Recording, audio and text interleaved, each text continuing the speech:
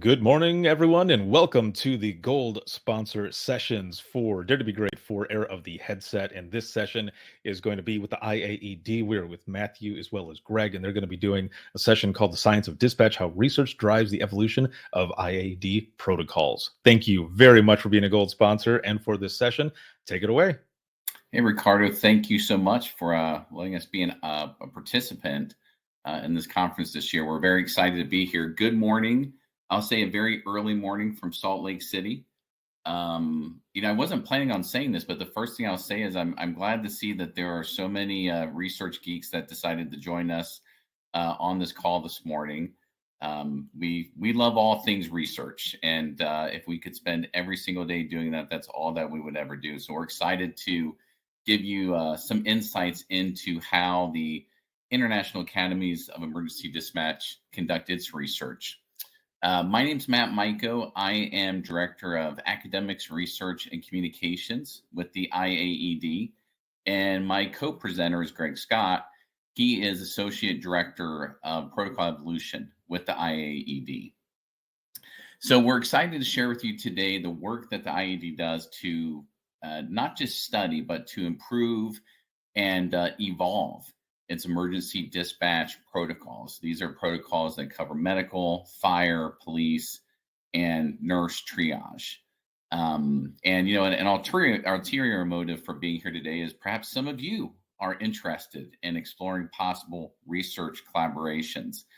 A large part of the research we do in collaboration with partner agencies. And so we're always looking for those agencies to bring new research ideas to the Academy to work on, whether or not you are a current user of the Academy's protocols. To that end, as a little background, the Academies, we do have our own institutional review board to approve the ethical components of the studies that we do. As well as we have a peer-reviewed research journal, the Annals of Emergency Dispatch and Response. And actually, Greg is the editor-in-chief of that journal. In that journal, we certainly publish some of the studies that are conducted by the IAED, as well as external studies submitted to us that are related to the field of emergency dispatch.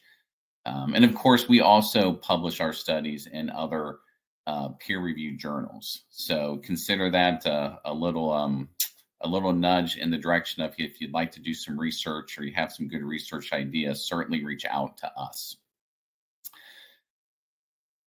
So I should have had this picture up on that slide, but that is me and Greg. If you can't see us that well, that's how we look when it's not 6:50 a.m. in the morning.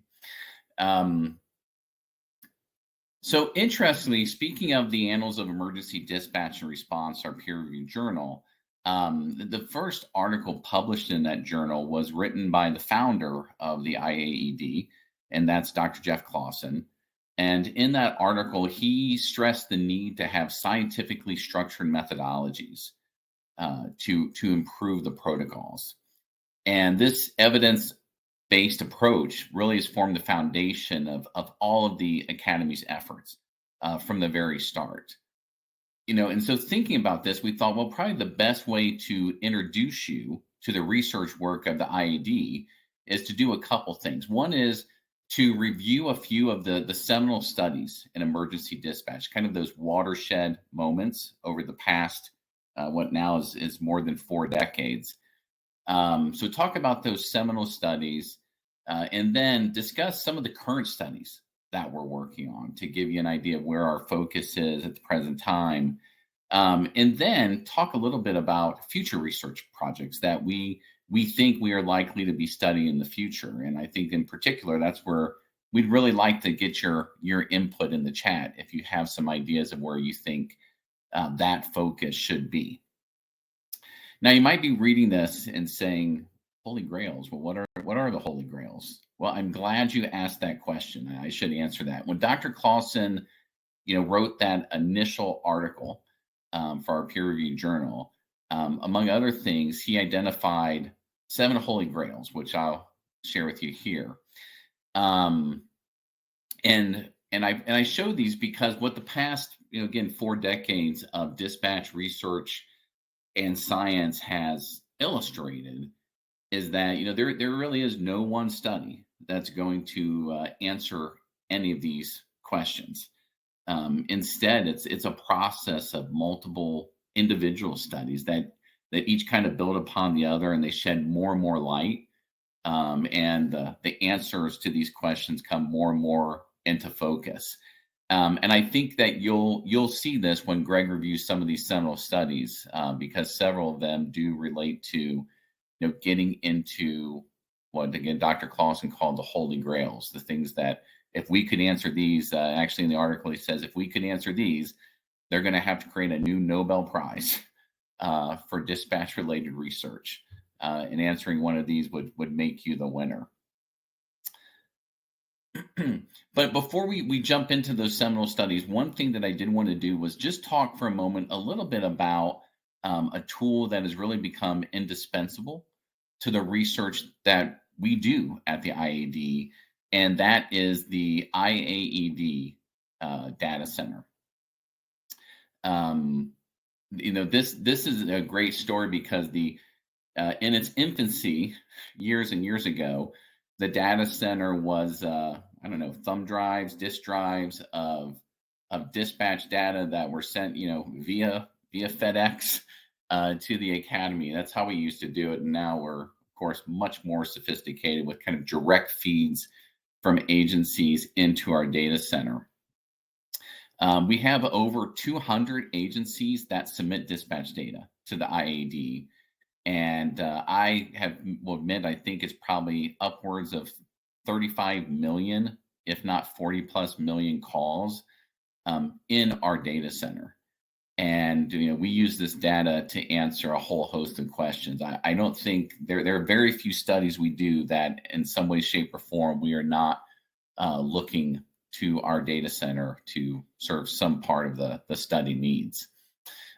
We have several public-facing dashboards. This is just an example of one. This is our medical dashboard, but we have them for fire, police as well.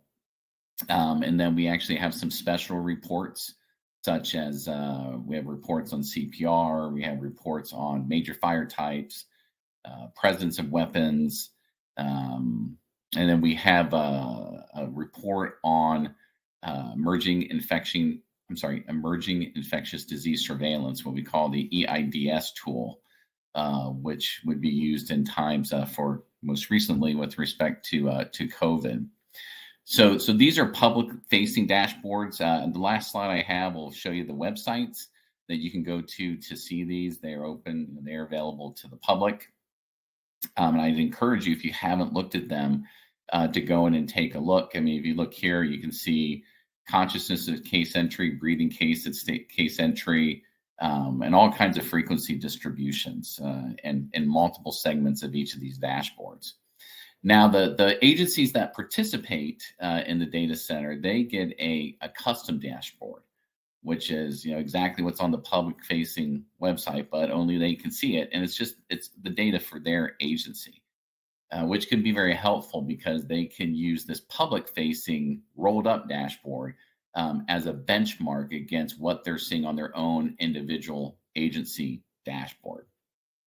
But the deeper value actually of the data center is not what you see. It's all of that information that you don't see. That is far too voluminous that we could ever put it all into a manageable dashboard that allows us to conduct very specialized queries to get much deeper into the data and generate very nuanced reports, which we often do on our own. But we also work with our participating agencies when they have those areas that they need some help querying deeper than these dashboards. We work with them to do it as well. It's truly a one of a kind. There's nothing else like this anywhere. So I encourage you again to check it out. The links will be at the end of the presentation. And I guess related to the data center and how we do research, I'll point out that really none of this would be possible to do This 40 years of research. And Greg, do you happen to know, is it how many studies have been conducted? I know it's well north of 100. I It can't is. the exact. Yeah, it is north of 100. I don't have the exact number. I would say probably in the 120, 130 range, something like that. Yeah, so that's published. That's the published studies we've done. Not all peer-reviewed, but many in peer-reviewed journals. That's just the total number of published, studies and articles we've done. Okay. Yeah, one of the things that none of this would be possible but for the fact that the IAED protocols, they're unified protocols, which means that the data we collect is consistent across all agencies in terms of both format and application, which provides from the research side enormous power at analyzing an unlimited number of issues arising that need to be studied. So a little bit overview of the data center. If you haven't seen this before, I highly encourage you to go to one of our websites and check it out. It's very informative.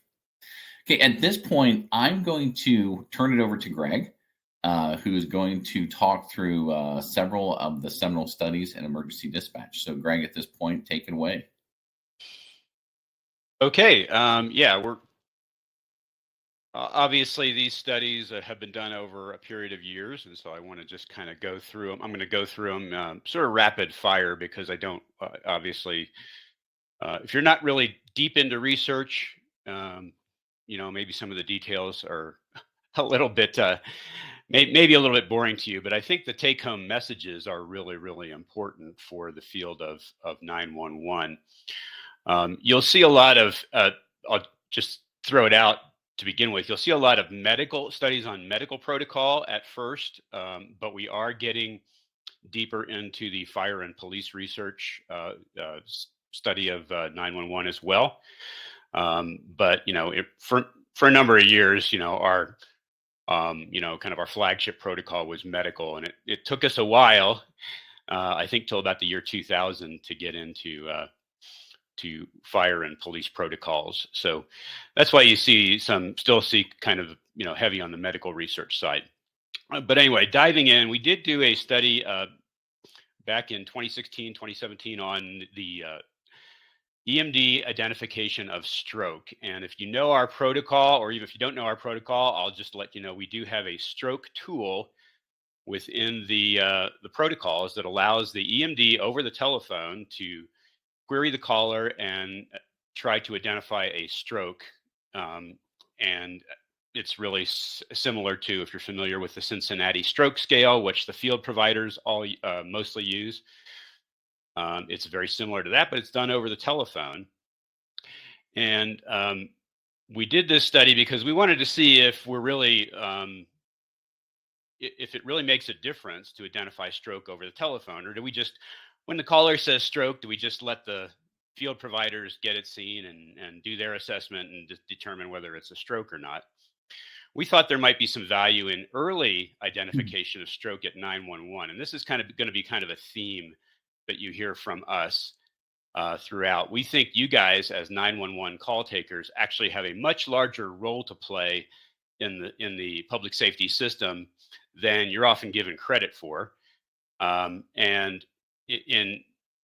We used a lot of our research to try and validate some of those things, to say, okay, can a dispatcher do things over the telephone that maybe we didn't think they could do in the past?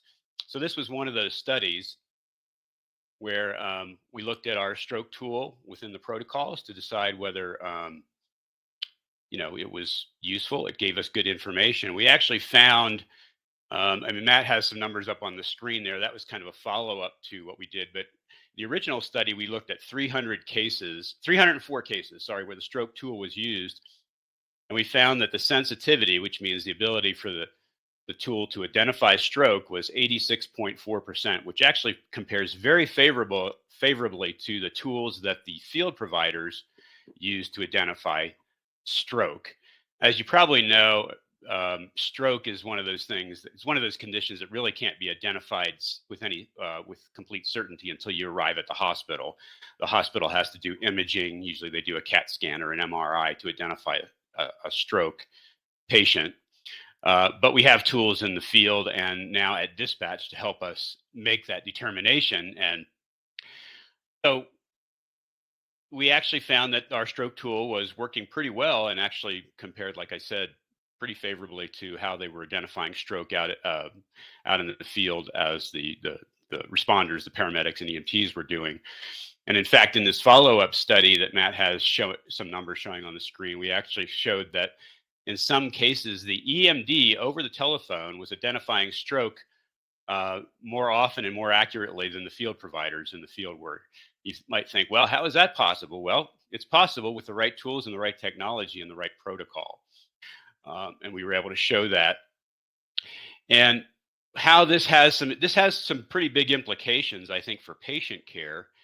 And the main one being early notification of the stroke centers, because a true stroke case needs to get definitive care, not just in any hospital, but in a stroke center where they're given certain treatments. They have TPA is the standard treatment. It's a drug that breaks up the clot that causes the stroke if it is an ischemic stroke. And we've actually got 1 or 2 centers out there that are doing these early notifications of the stroke centers from dispatch, even before the responders arrive at scene. And Medic in Iowa, I'll give a shout out to those guys, Medic EMS in Iowa, actually does this, and they've saved over 15 minutes of treatment time by getting the early notification of the stroke to the hospital, as opposed to just waiting till the responders arrive on scene. So we think this has real value in not only in the dispatch world, but in the real world of just helping patients and providing them better care. You can go to the next slide there, Matt. Another thing we looked at, I'm going to run through these studies pretty rapidly, but I'll be available to answer questions here at the end. Another thing we looked at, and you saw it in the Holy Grails, I think, that Matt showed on the screen a few slides ago, was how do you determine the mental status of the patient, the alertness of the patient? We know that determining the alertness of the patient is one of the most important tasks of a 911 call taker on a medical call, because it determines how the rest of the call goes in terms of how you triage it, what you send, what you tell the responding crews, etc. And of course, it's a bit of a challenge. And we decided, okay, we were going to try to change our line of questioning. We had a long-standing question in our protocols that asked about, is the patient completely awake? And we decided, well, if we change the scripting a little bit, and we ask, is he responding normally? Does that allow the caller to give a better, clearer answer? In other words, are they understanding what we're talking about in a more clear way, so that they can give us a more definitive answer about the patient's mental status? And we actually found that it did make a difference. And we were getting better answers from the caller using the responding normally question, as opposed to the completely awake or completely alert questions that we have asked in the past. So that was actually led to a change in the wording of our protocols globally. And so now we're asking that question globally, and it's giving us a lot of good, a lot better information about the patient's mental status initially. Okay, next slide, Matt.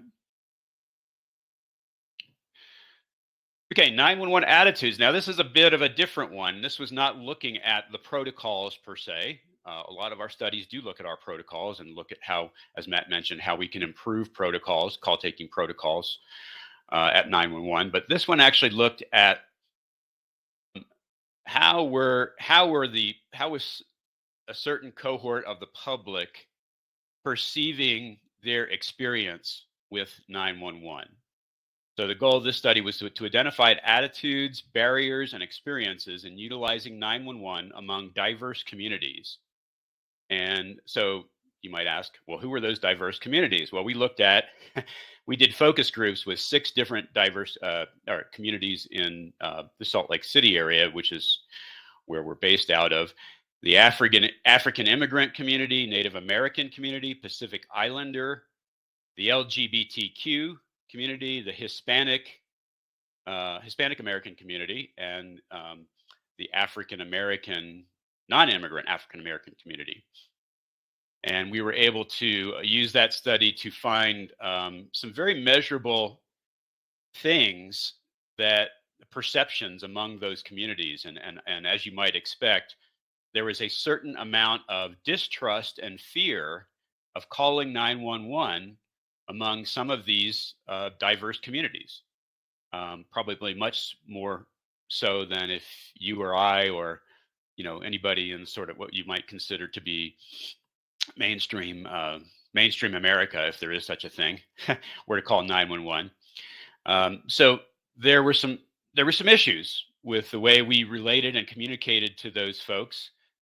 And so one of the things we obviously have kind of slated for future, and I think Matt will talk about some future studies and future research that we want to do, is to really reach out to those communities and to explore how we can better communicate with them. All right, next slide. Greg, I'm just gonna point out our the heart of our research team is really Greg Scott, who you see on the call, and the gentleman in the picture is Dr. Chris Alola. He is our biometrics statistician. His title is too long and complicated for me, but this is a picture from one of our sessions as part of this study. Okay, Greg, here's the next slide. And I think you saw in the Holy Grails, again, and mostly going back to the medical stuff, the issue of chest pain. And it turns out chest pain is a very common complaint. I think it's about the 4th or 5th most common complaint on a 911 medical call.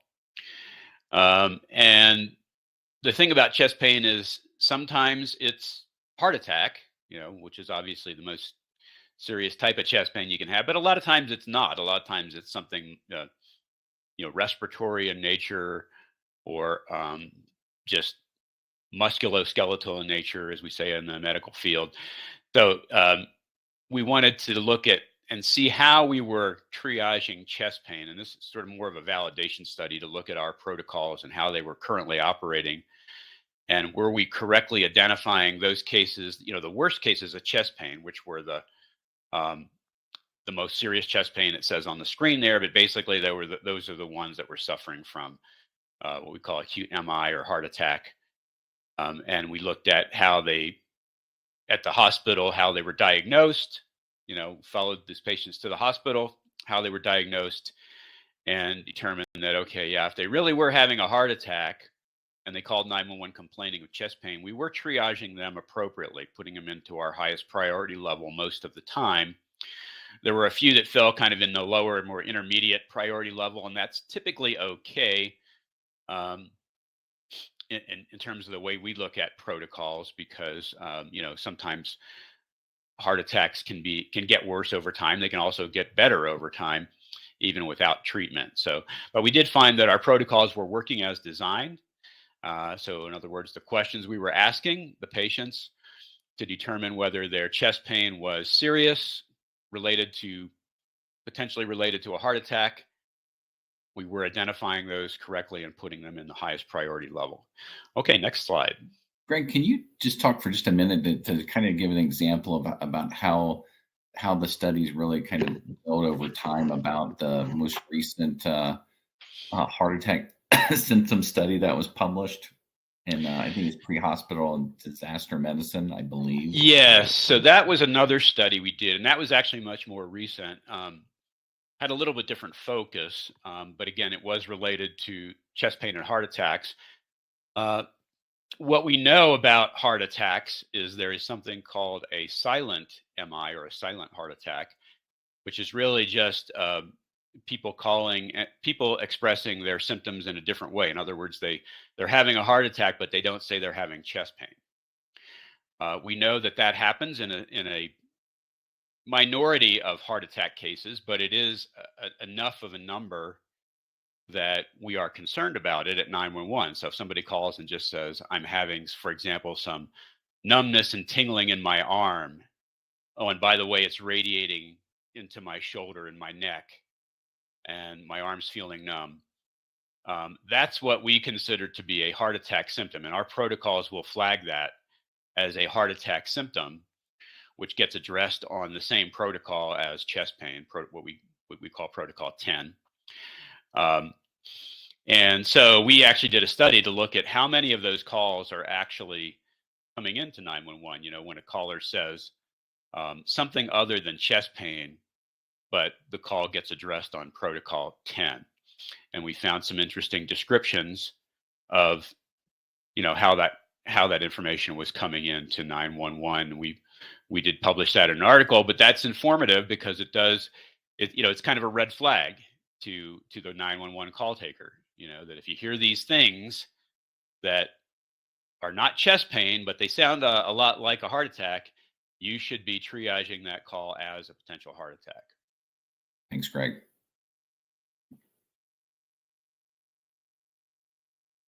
Okay, and then we did a study not too long ago on tourniquets and the use of tourniquets. Some of you who have worked in the public safety and EMS field know that there's been a real evolution over the last, 15 or 20 years on tourniquet usage. When I first started in EMS, they told us never use a tourniquet, not even in the field. Never use a tourniquet because they were dangerous. You could put them on wrong. The patient could lose a limb, et cetera, et cetera. What we found, the military did a lot of really good studies on this over the years, especially with their troops, their battlefield troops in Iraq and Afghanistan, unfortunately, who were getting exposed to a lot of limb injuries, life-threatening limb injuries, you know, through explosions and blasts and heavy-duty gunfire. And they found that the tourniquets, especially the ones they're making now, the commercial tourniquets that they make for the military, which are now available to the public, are quite safe. There's really it's a very low risk in putting them on. So we wanted to know if a dispatcher could give instructions to a caller on how to apply a tourniquet and stop the bleeding. And this was done in conjunction with the National Stop the Bleed campaign, which some of you may have heard of. It was a campaign that came out about 5 or 6 years ago by, at that time, I think it was the Obama administration started it at the national level to try and get the public more aware of how to stop uncontrolled bleeding as bystanders. And so we wanted to know whether we could develop a protocol for that in the dispatch center, where the 911 call taker could actually give instructions on how to stop bleeding using a tourniquet. And we looked at, we looked at 200. What we did was we did a simulation study. So we had no no live patients in this one, but we had a mannequin, which was an actual leg mannequin of a severed leg, where we had study participants attempt to apply the tourniquet with instructions that we had developed, new instructions that we had developed, with the idea of putting them in our protocols over the telephone. And we looked at, I think we had 246 study participants in the simulation, the 911 simulation calls. And we had sort of a mid-range scenario of bleeding. Again, it was all done on a mannequin. And we found that 80% of the time, the bystanders actually were able to stop the bleeding completely using the tourniquet with instructions from the dispatcher or from the 911 call taker. Then another 6.5% of the time, they were able to partially stop the bleeding. And then only about 13% of the time did they fail, and the patient, the mock patient in our simulation, actually died according to our data. So we now have, this actually led to a new protocol, which we now have in our protocols, pre-arrival instruction for use of the tourniquet to stop the bleed. Okay. Greg, that was a very sophisticated leg. I was not here for that study, but my understanding was a very sophisticated leg so if you know somebody died, the leg told you. right? That's right. The leg mannequin was actually it had a lot of electronics associated with it, where you could measure. If I don't know if you guys have ever seen the resuscitation mannequins, where you have all the measurements, electronic measurements of the compression depth and the ventilation depth and effectiveness and all, and the speed and all of that. Well, it was very similar to that. Gave us a lot of readings on blood loss, or at least the simulated blood loss of the patient, and when the bleeding was stopped, exactly what time the bleeding was stopped, how long it took to do to get the bleeding stopped, et cetera, et cetera. Greg, and there was an amazing call, and this was within the last probably 6 to 9 months. I think Australia. I might be wrong. The Yes. dispatcher call of the year, where I think the patient was the caller. Well, maybe you can, because I know you worked on that. Can you tell a little bit about that case and how they actually did, because they did not have a commercial tourniquet available. Yeah, we actually included in our scenario, I guess I failed to mention this, we included a makeshift tourniquet scenario where you could actually, if you didn't have a commercial tourniquet available, which most people don't, you could actually use some materials, household materials to do your own tourniquet and apply it. And we weren't sure if that would ever get used or would ever be successful when we put it in the protocols.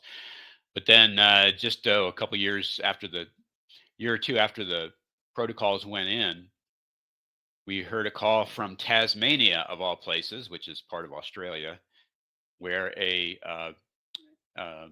family member had actually placed the call about the father of the family had cut himself real bad. He cut his leg, I believe it was, really bad with some kind of a industrial grade saw.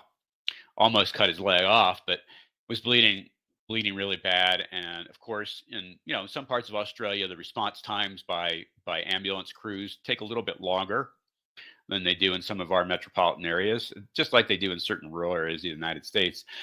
So the dispatcher was able, the 911 call taker was able to use those tourniquet instructions and talk the caller through putting on a makeshift tourniquet using an old rag and a stick to apply the tourniquet, or what actually was the tourniquet, to apply it, and then use the torsion from the stick to actually stop the bleeding. And so by the time the paramedics got there, they got the bleeding stopped about 5 minutes before the paramedics arrived on scene, which could have made a big difference. I mean, sometimes in that 5 minutes, patients can be completely exsanguinated, bleed out, and die. So that was one that we really were able to show, in a true case, we're able to show the value of dispatcher call taker instructions to the caller on how to apply a tourniquet. Yeah, and the dispatcher's technique was flawless. I mean, talk about doing something that you probably think, of all the things I'll never do, this is likely one of them, and he just went right through it. I'm going to point out, before I go to this next slide, Greg, Christine Giglio, if I'm pronouncing that correctly, chatted in, my dad's tourniquet advice coming from a seasoned EMT. Tourniquets are put on appendages, and the neck is not an appendage. Very true. Very true. Yeah, that's a good point. And we actually have a lesson, I think, on the college, which we did a session on that yesterday, I believe. But the College of Emergency Dispatch has a lesson, a really good lesson on the tourniquet. So get a chance to check that out. Yeah, where not to put a tourniquet. Okay, Greg, let me go to the next one here. And again, this was a little bit of a different type of study. We looked at the low acuity calls. We call them alpha and omega in our system when you triage medical calls. And this was instrumental, kind of a seminal study, for the reasons that a lot of agencies now, not only 911 agencies, but emergency call centers in general, and some of them I think more overseas and in Canada than the United States right now, but it's starting to make its way into the United States. The idea that you can take low acuity medical calls, in other words, calls that are not so serious, and if you do the triage right at 911, or if the initial call taker does the triage correctly and is safely able to identify those patients as not serious, low acuity, it turns out that some of those patients don't even need an ambulance. They need care for sure. But what they need is they need to get a professional, a clinician on the line, like a nurse. If you think about your kind of traditional nurse advice service, but connect it to 911, that's kind of what we're talking about here. So some agencies are in the US now and in Canada are actively using this system where they can take low acuity medical calls, and instead of sending them an ambulance, which is really not always what the patient needs, they can get them care in another way. Now, it's important to note this is not refusing care. This is not saying, you're not sick enough and we're not going to send you anything. We're not going to do anything with you. We definitely do not want to promote that kind of philosophy. What we want to do is get the patient the right care. And sometimes if they don't need an ambulance, they can talk to a clinician on the phone and get redirected to a medical facility. So that study was used to determine, basically the main question with that study was, can the 911 call taker using our protocols triage calls safely to low acuity where we could do this, where we could say, hey, you don't need an ambulance. You can afford a little bit of a delay here while you talk to the nurse over the phone, and they can find a better venue for you to get your care. And we were able to show that was possible. And it actually led to an entirely new use of, medical 911 call taking, where we can now connect those patients to clinicians who can get them an appropriate level of care. Okay, Greg, I'll go on. This is the the last of the seminal studies. Yeah, so this wasn't a full-blown study, in more of a case report, but this is something. Now I'm going to switch gears and go to police call taking. For those of you who do police call taking, what we were finding was, incidents popping up here and there in the police world, where you have an armed caller. That is somebody who calls 911 and says something like, hey, I think there's a prowler in my house or on my property. Please send a police officer. And by the way, I'm going to go start, surveilling my own premises with my handgun or my firearm to see if I can catch the guy. So what happens in some of those cases is the police arrive on scene, and the first person they see with a gun, they assume that's the suspect, and they don't give you much time, as you know, before they start they pull out their own weapons and start firing. So you have we saw incidents popping up here and there where the innocent callers were getting shot because the police were arriving at scene and they were armed and they thought they were the suspect. So the Academy did something about that. We looked at our police protocol and we said, okay, for any armed caller, we're going to give these special instructions and tell them as soon as they see that police vehicle approach, even get near them, that they are to drop their gun and show their hands and identify themselves to the police officer. So that's essentially what the armed caller instructions say now. And that was an evolution in our protocols that came out of some of the data that we were looking at. And I think that's about it. Greg, that is the list. So Greg, thanks for providing that overview. And I'll remind everybody, if they do have questions, feel free to put them into the chat. I'm going to switch gears and kind of talk about what we're doing, some of the things we're doing right now. And one of the biggest challenges that we face at the academies is just determining what to study. In the grand scheme of things, there isn't a lot of research dedicated to emergency dispatch, and there is an endless list of questions to be answered. So it can be very challenging for us to determine, well, what are we going to devote our resources to? What are we going to focus on? And so I thought I would give you just a few examples of a few of the things that we're working on now. Um, the first one I'm going to talk about is one that we're excited about. And while again it doesn't directly involve protocols, it involves the implementation, the usage of those protocols. So it involves protocol compliance and quality improvement. And this is an area that we've never really looked at from a study perspective. And so what we're doing is putting together initial plans to collect data from agencies in the form of their internal compliance reviews. The IAED, we have performance standards that are implemented through a program called Aqua, and it collects multiple pieces of information. So, for example, it collects, going through the questions, were they asked at all? Were they asked correctly? In different instances, was the information from the caller properly understood, and a whole host of areas. And so this is, information much like the dispatch information that can be exported, it's de-anonymized and can be used for study purposes. And our goal with this is to use this information to help us identify and analyze some of the most common errors that we see with protocol implementation, so that we can take steps to improve compliance in those areas.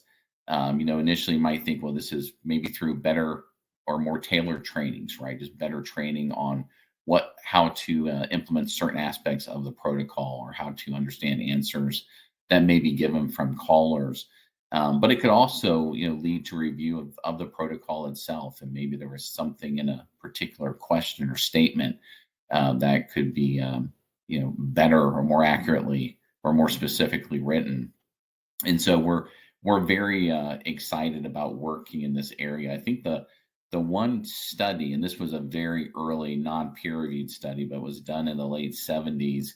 Kind of looking at the compliance issues. It was very interesting because there was back in the days when it was card sets and not a computer program, there was a very strong correlation between just the initial case entry key questions that were asked in every case, that if people did those 100%, their compliance rates for the remainder of the call were extremely high. If they cut any corners in those areas, their compliance rates tended to be low. But that's been 40 years. That was a very, very early study. And so we're excited to kind of get back into this area and see what we can learn from, all of the reviews that agencies are doing of, calls every day. So that's definitely a big one for us.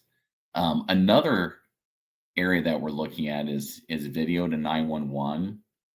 And I'd be curious to know if those of you on the call, if this is something that you're looking at your agency, or maybe you've already begun to implement in this area. And we've begun to receive questions about video and how it interacts with the IAED protocols.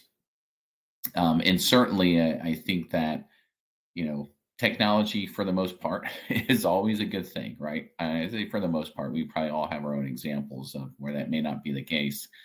And certainly that's the spirit with which we're looking at this. But we do want to understand, what are the best ways to incorporate video into a structured call taking process. And so, we want to answer questions like, is video always relevant on every call? Where would it help the most, or where could it help the most? Conversely, where might it be detrimental? And then, how might the potentially graphic nature of some videos, some injuries or conditions, how might that impact emergency dispatchers? So we want to look at those issues. When I think about video to 911, I think about what I think it was Woody Hayes from Ohio State University football I think he said this thing. I could be wrong about the source of this, but there was this quote about passing the football. It says, 3 things can happen when you pass the football, and 2 of them are bad. And if you think about it, the same could be true of video, right? I mean, 3 things could happen. It could help clarify an issue, which is tremendous. That's the good thing. It might have no effect or be of no help, which doesn't necessarily hurt anything, but could increase time on an issue that's not related to determining the type and speed at which help needs to arrive. Or in some instances, it might be misleading. I know in some of our internal conversations, and Greg, you could say this better than me, but it's like the amount of blood is not always indicative of the seriousness of the situation. And so, we want to make sure that we're beginning to look at all of those issues, because this is something that is starting to pop up in dispatch centers across the country.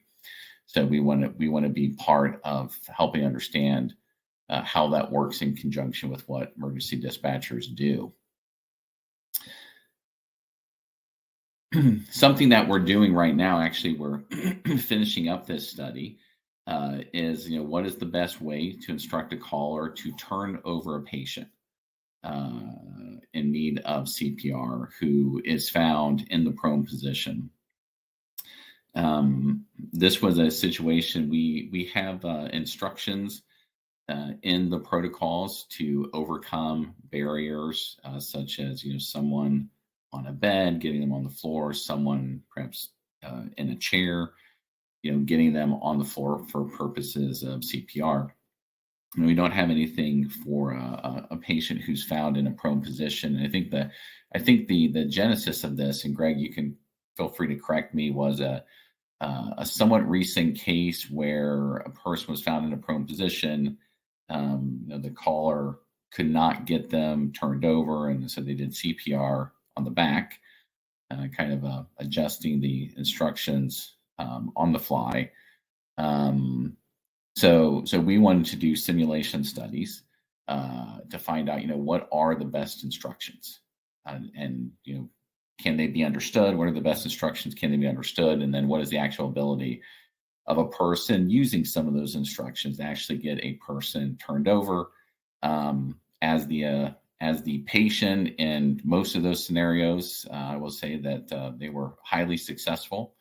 And we're actually putting together a proposal for change, which is the process for updating, improving, changing the current protocols.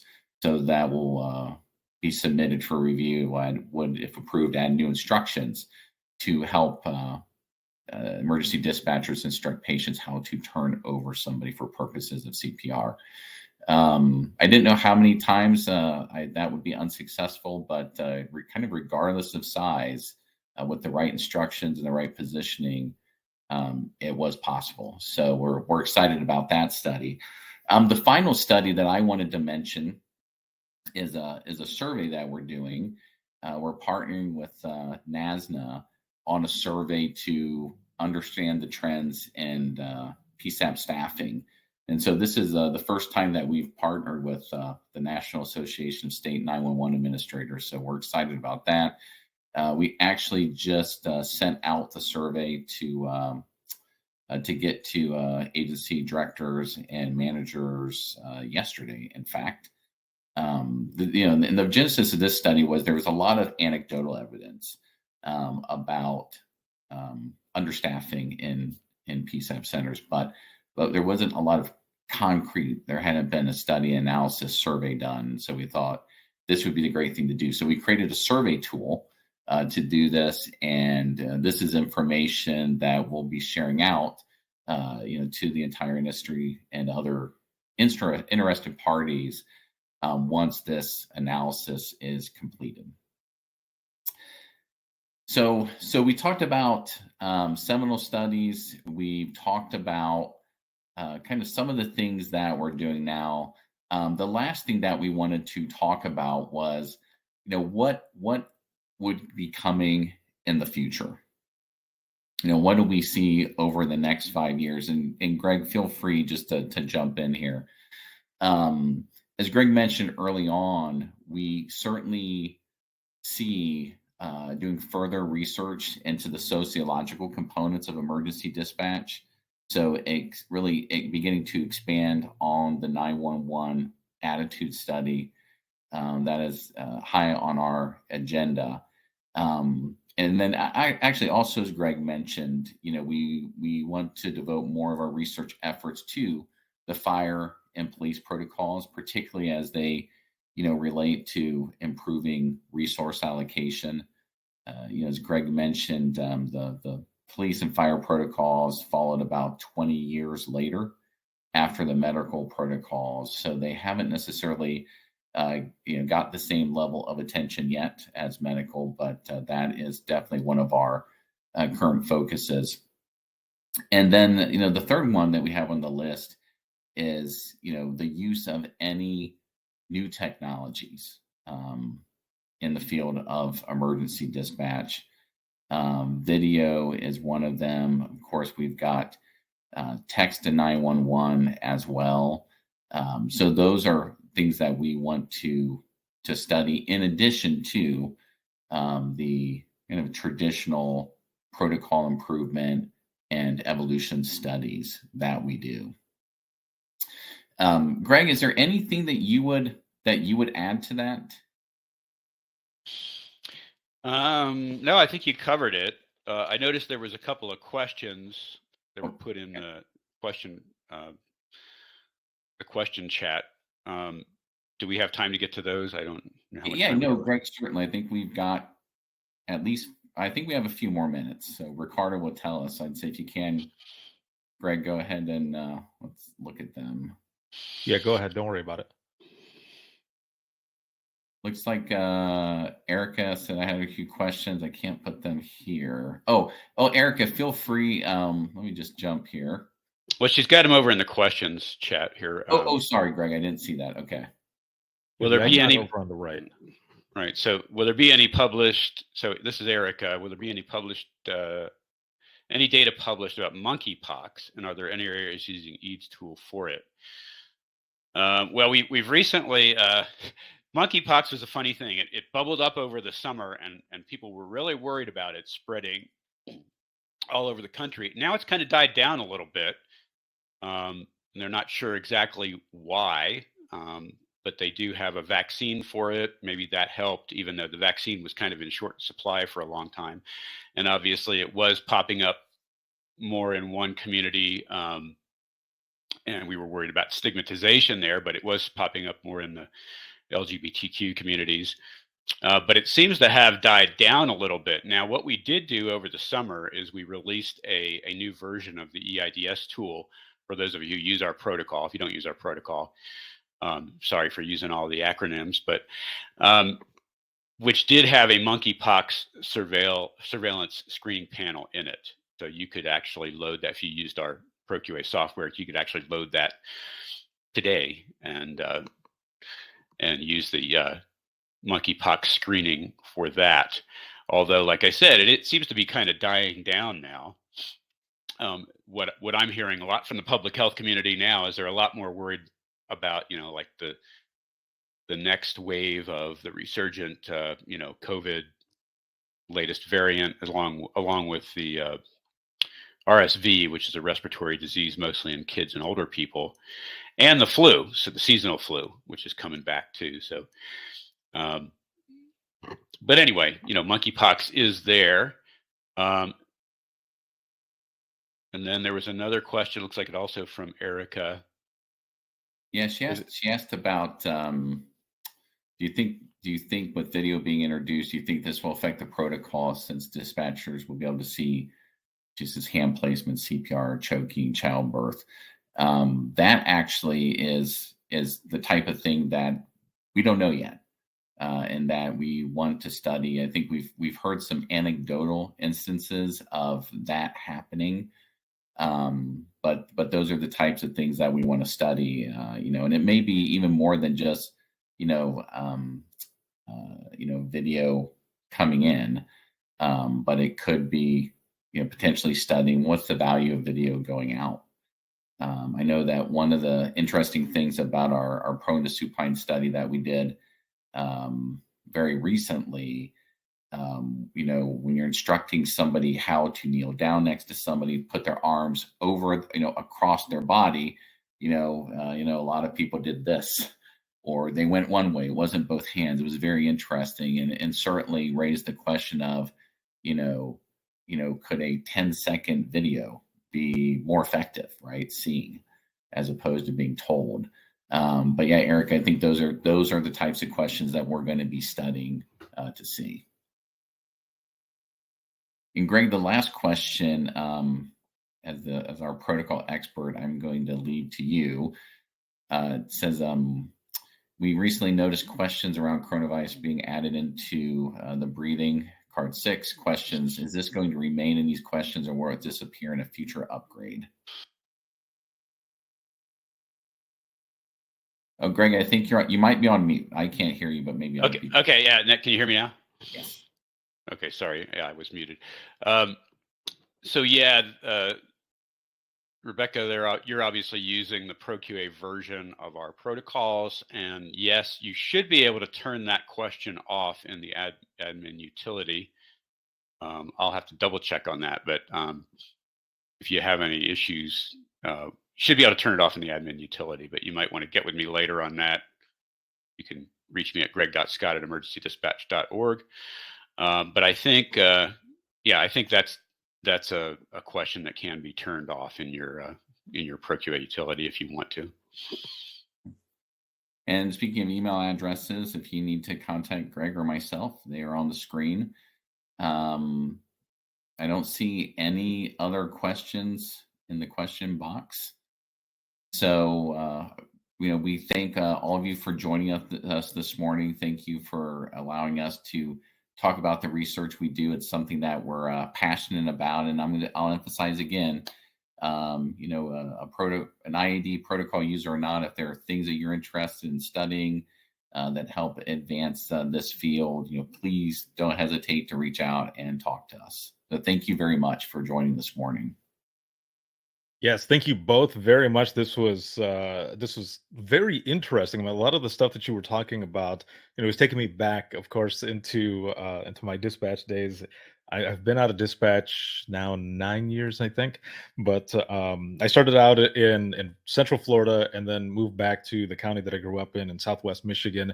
And we were EMD certified and everything, but we didn't have like ProQA or anything at the time. We had the card, so we're flipping through everything, and it was always awesome to be able to go through that, but also to read the articles and learn all of the different things from these studies.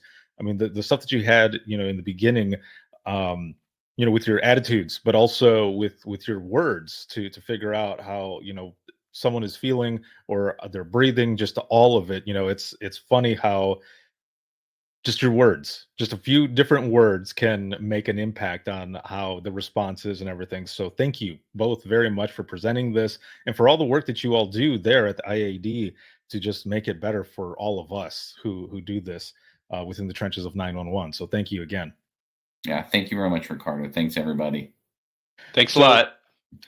Everyone, make sure to check this out, share it up, and have people come back and see this session. The session will be up forever. It'll be here for people to come back and be able to watch on replay on demand. If you have any questions, make sure to check them out. And again, a big thanks to gold sponsor IAED for this for the sponsorship and for the presentation. We are going to be going to the next session. I'll bring you all over there, and we'll see you then.